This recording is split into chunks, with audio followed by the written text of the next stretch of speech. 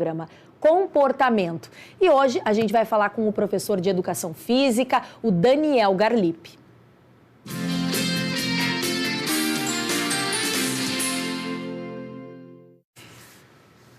Ele já está aqui ao meu lado. Vamos se posicionar um pouquinho melhor aqui, ó, professor. Agora a gente ficou bonito no vídeo. Olha só, muita gente sabe que a atividade física é essencial.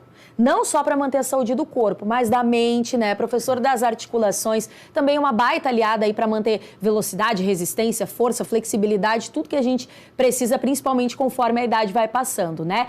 Tem pessoas que já têm uma rotina de exercício ali, bonitinho, 3 vezes por semana, musculação, pilates ou outro tipo de exercício. Mas, professor, e quando essa pessoa para, por qualquer motivo, dá uma pausa ali 1 mês, 2 meses, e quando para por preguiça? Já aconteceu comigo, não foi nenhuma, nem 2, nem 3, foram várias. Então, como é que fica nesse caso? Qual é a indicação? Como é que a pessoa volta ali, consegue uma motivação para voltar? Primeiro, né, começa aqui. Como é que ela se motiva para voltar? E ela deve voltar com tudo já ou ela deve voltar devagarinho? Boa tarde, bem-vindo ao Conexão RS. Bom, boa tarde, Bruna. Boa tarde a todos. Prazer estar aqui mais uma vez. Vamos conversar um pouquinho sobre o que acontece com o corpo humano quando a pessoa para de treinar. Primeiro, todo aquele condicionamento físico que a pessoa vinha ganhando, ele começa a perder. Ou seja, o corpo humano, ele tem uma coisa chamada homeostase. O que é homeostase? Eu sempre tento buscar o equilíbrio com aquilo que eu estou fazendo. Ou seja, se eu treino, o meu corpo busca um condicionamento capaz de manter com que eu consiga ficar fazendo aquilo. E isso não acontece só nas questões físicas voltadas à força, resistência, velocidade e assim por diante. Isso também acontece em outras questões, como as questões cardiovasculares, como o próprio sistema imune também, ele é influenciado por esse processo. Nós podemos pensar também nas questões mentais que fazem com que a gente tenha um trabalho voltado a um manter de um bem-estar e principalmente nosso sistema imune cai muito, que é aquele sistema que faz defesas do corpo humano. Bom, a partir do momento que a gente para, nós começamos a buscar a homeostase para aquilo que eu não estou fazendo, ou seja, eu começo a perder todos esses condicionamentos. Bruna, para tu ter ideia, se uma pessoa treinar durante 5 semanas e parar durante 1 semana, ela precisa de 3 semanas para voltar a ganhar aquilo que ela tinha ganho nessas 5 semanas. Então é melhor ela não parar. Melhor que, por exemplo, ela diminua a constância se necessário, mas que não pare, é isso? O ideal nunca é parar. E qual seria o ideal? Eu estou fazendo 3, 4 vezes por semana, eu vou ter que dar uma diminuída. Então que a gente baixe pelo menos para 2 vezes por semana. Isso é diferente de um esportista, por exemplo, um atleta. Um atleta, às vezes, ele fica 1 semana, ele tem poucas perdas porque ele está em altíssimo nível. Mas para nós, pessoas que não treinam nesse nível, a gente acaba perdendo de forma bem importante esse condicionamento. E para a gente voltar, aí nós temos que ter um trabalho, primeiro, mental, de entender que aquilo é importante para a gente, mas eu sempre brinco com as pessoas. Comecem a treinar e mantenham o seu treinamento durante 3 meses. Depois desses 3 meses, o teu corpo vai começar a pedir para que tu treine. Tu vai passar do lado de uma academia, tu vai passar do lado de uma piscina, tu vai passar do lado de uma quadra, parece que tem algo te chamando para aquilo ali, porque tu condiciona o teu corpo a manter essa atividade. Agora, se tu simplesmente parar, tu vai perder esse condicionamento e o retorno, Bruna, precisa ser lento novamente.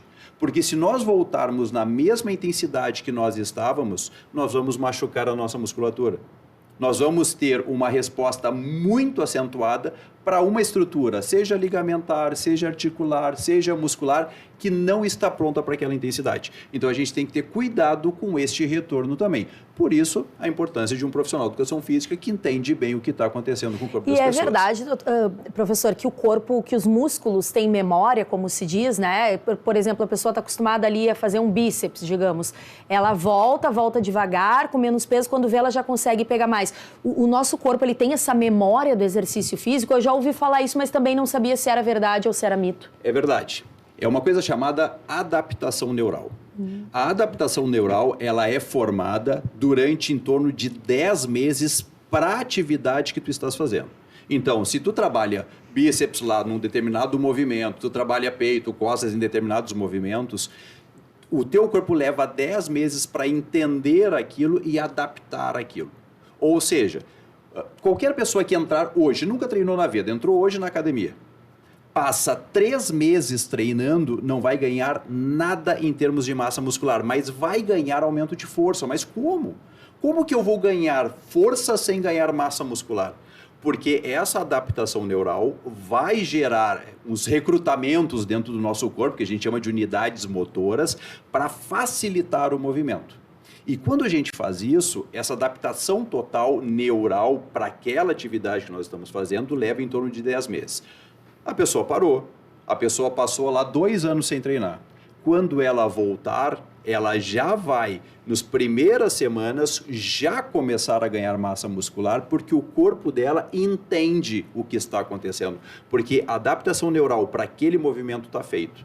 Ou seja, sim, o que a gente apelidou de memória muscular. Isso é real, funciona e é verdade. Legal. Ó, o nosso produtor aqui do Conexão RS perguntou agora no meu ouvido aqui, ele quer saber a questão do metabolismo. Parar o exercício físico tem alguma influência aí no nosso metabolismo, no funcionamento do nosso metabolismo? Total.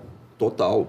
Quando a gente treina, nós temos respostas hormonais, nós temos respostas nervosas, nós temos respostas musculares. Isto tudo aumenta a velocidade do nosso metabolismo.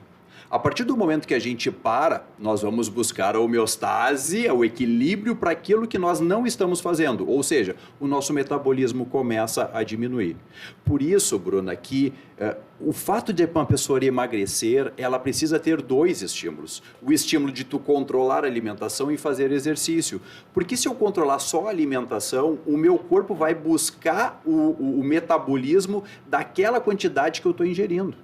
Em compensação, se nós fizermos as 2 atividades juntas, o que eu vou ter? Eu vou ter uma diminuição da alimentação e um aumento do exercício. Eu faço com que o meu metabolismo, para além de não cair, que o meu metabolismo suba. E aí eu consigo atingir aquele déficit calórico, que é justamente o que vai fazer com que eu me mantenha emagrecendo. Entendi. A gente está agora, né, professor, numa fase que, como eu falei, tá todo mundo doente, né? Ou o pessoal tá com alguma questão respiratória ou de estômago. A gente tem visto muitas viroses aí se propagando. Acredito também que tem a ver com essa questão do tempo, da umidade, favoreça, né, professor? Mas a minha pergunta é, geralmente quando a gente tá assim, a gente para a academia. Quer dizer, eu tô com sinusite, não é bom fazer força porque pode piorar. A nossa tendência, porque o corpo mesmo pede essa pausa, né? Ele está incomodado, está cansado, está doente. Então, primeira pergunta, é melhor continuar o exercício nesse caso ou parar o exercício? E se tem uma influência também na imunidade? Se a pessoa para ali muito tempo, mais de 1 mês, 2 meses, pode baixar a imunidade por causa dessa pausa no exercício? Bruna, existe uma regra muito interessante chamada regra do pescoço. O que acontece? Se eu estou com o nariz escorrendo, estou com pequena dor de cabeça, eu estou com uma pequena sinusite, eu mantenho o treinamento. Se eu tiver com dor no corpo, um cansaço muito grande, aí eu paro a atividade. Então, essa regra do pescoço, ela funciona muito bem, porque o fato de estar escorrendo o nariz e tal, fica chato, vou ter que ir ali ficar suando o nariz, mas eu consigo e continuo mantendo o exercício. Mas quando o corpo está cansado, ele não está suportando, tu sente que aquilo é forte demais, aí tu dá um passo para trás. Quanto tempo? A gente sabe que qualquer vírus dura 7 dias. Depois de 7 dias fica o resultado que ele gerou. Então, em torno de 15 dias, dependendo do tamanho daquilo que tu teve, né? Em torno de 15 dias tu está pronto. A pessoa vai ter perdas? Vai. Então, quando ela retornar, eu preciso readaptar as cargas para que ela possa, depois, aos poucos, voltar a ter condicionamento e voltar de forma final. Ou seja, posso treinar? Depende, pensa sempre na regra do pescoço. Se as questões são sintomas mais superiores, tudo certo. Se são mais inferiores, a gente dá uma segurada. Legal, e a gente falou aqui no início, na abertura, né, sobre todos os benefícios do exercício, além do físico, tem o mental também, né, Galipe? A gente sabe, tem também um aumento aí da questão da ansiedade, a nossa sociedade está muito mais, tudo muito acelerado, muita ansiedade, as pessoas mais agitadas, que nem dizem, desconta no exercício, vai lá, dá uma corrida na esteira, isso é verdade ou é popular isso, que nem se diz? Não, isso é muito verdade. Quando a gente faz exercícios físicos, nós temos a nossa homeostase, ela é controlada por 2 sistemas, o sistema nervoso e o sistema endócrino. O sistema endócrino é quem libera hormônios. E esses hormônios, Como, por exemplo, serotonina, que é o hormônio da felicidade, dopamina, que é o hormônio do prazer, as beta-endorfinas, que é o hormônio que me faz sentir bem. Tudo isso aumentam as suas secreções. E tem que ficar uma coisa muito clara para as pessoas. A depressão, ela tem uma influência muito grande na nossa adrenalina e noradrenalina, aquela famosa que a gente diz, vai fazer exercício, aumenta a adrenalina. E as pessoas têm uma queda importante da secreção da adrenalina e noradrenalina. Só que o exercício, ele faz uma secreção aumentada de adrenalina e noradrenalina. Ou seja, essas questões que, claro, as pessoas às vezes falam da boca para fora, mas elas são muito verdadeiras. Nós temos um aumento importante dessas questões de secreção de hormônios, o que fazem com que a gente mantenha aquela sensação de bem-estar. Então, sim, gente, parar de treinar vai diminuir as nossas sensações de bem-estar, pode levar até um processo voltado lá a certas depressões, aquelas pessoas que são mais viciadinhas em exercício, né? Podem sim entrar em processo de depressão. Exercício é tudo de bom, é isso, né? Independente de qual for, né, professor? Tem gente que gosta de musculação, tem gente que gosta de pilates, tem gente que gosta... Eu, por exemplo, gosto muito de Muay Thai, gosto de boxe. Também é um exercício bom para dar ali uma extravasada. O importante é mexer o corpo, né? O exercício físico, desde 2007, ele é considerado pelo Colégio Americano de Medicina do Esporte como remédio. E o que a gente sabe? Qual é a diferença do remédio e da droga? Porque o remédio é uma droga, mas para me fazer bem e fazer mal é a questão da quantidade. Então, se eu tenho exercícios adequados para aquela pessoa, lembrando que cada pessoa é um indivíduo diferente, por isso existe a individualidade biológica, se nós conseguirmos entregar isso para as pessoas, realmente, exercício físico é tudo de bom. Perfeito. Professor, obrigada pela tua participação. Seja bem-vindo mais vezes aqui com a gente. Intervalinho rápido e na volta, atenção, apaixonados por velocidade.